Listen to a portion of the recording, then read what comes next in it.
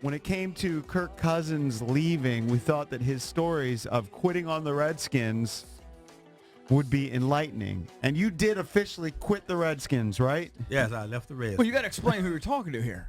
I just did. All right. I mean, you're all on your phone. I said he works security. How do you want to explain it further? Well, Carlos is he is the lifeblood, I think, of this building. I mean, he's the first guy you see when you come in here. He's always high energy. He is the tip of the spear when you walk into the building. Yeah, he's the guy protecting us from the terrorists. Yeah, because he's got so many weapons on him. Good. But, I mean, Carlos is just, I don't know, there's something about Carlos and his spirit that I think we can all agree we all absolutely love. Like, this guy cares about the Wizards, He likes the Skins. He likes the Wiz. Well, Carlos, tell us. He likes the Nats. When did you start rooting for the Redskins? Are you a lifelong? Yeah, about 47 years ago. 47 years. Yes. And what prompted you? Tell us the story of what prompted you to quit on the Redskins, and then tell us what you did. Quit is such a big word for this situation. What happened was, over the years, I watched the Redskins. I had lost my passion for football. Right. And I played football. Right. And I love the players. You know, that's part of my history. Right. So then I kept looking at management. Right. People want Dan Snyder to sell a team. He ain't selling no team. No. Right. Couldn't deal with him. I said if they get rid of Bruce Allen or if Kirk Cousins go, I'm gone. I had reached my peak. Oh, hold on. If they lose Bruce Allen, you're out? That's a good thing if I Bruce would have Allen stayed. leaves. Oh, You would have stayed. I mean, I would have stayed. Yeah. Right. But then it's been building up over a couple of years. My friends started turning on me. Then I listened to Bruce Allen on the radio. Right. And the Redskins said they need Bruce Allen for the stadium. Right. For about 4 more years. All right. I was out. It's like an old girlfriend. Right. You move on. Right. But you became a Or you go Steelers back. fan, right? Yes, I did. You can always go back. He's a Steelers guy. He's all about Big You can't Ben be a Steelers and fan. Antonio Brown and Le'Veon Bell.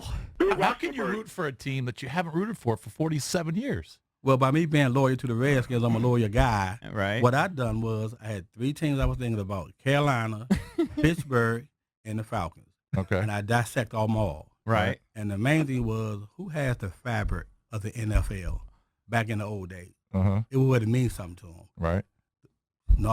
Carolina, I thought about them. And then they run that little dinky-dink, dump-and-dump offense. Right. The dump and dump. Yeah, I don't want to see that. Dump and dump. Yeah. Who likes Yeah. Nobody likes to dump and dump. No. Right. Terrible. Come on, Right. man. And then I saw Pittsburgh, and she looked real good over there.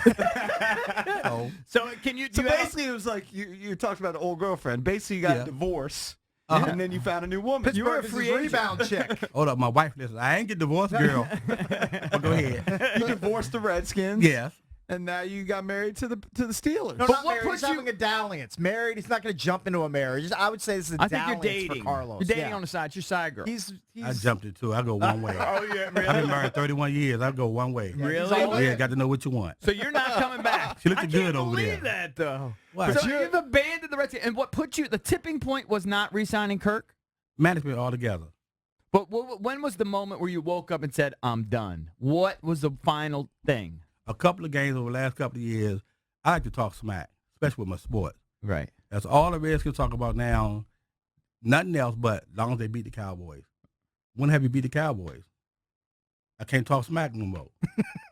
So why am I going to sit around and they ain't trying to win? Mm-hmm. He's just fed up. Hey, Carlos. Yeah. Someone told me in my ear that you need to tell your Super Bowl story. Yeah, Super Bowl party.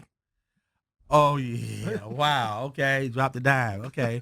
Yeah, he dropped that dime. Like I said, I don't. Where were our invites? I was we didn't get invited in Greenbelt, Maryland, with my dog Wayne and DeCosta. Right. He told us to come over his house, watch the game. Philadelphia man. Right. So he said, pull in the garage. The garage to be up. Me and my Wayne just riding. The GPS said, go in the garage.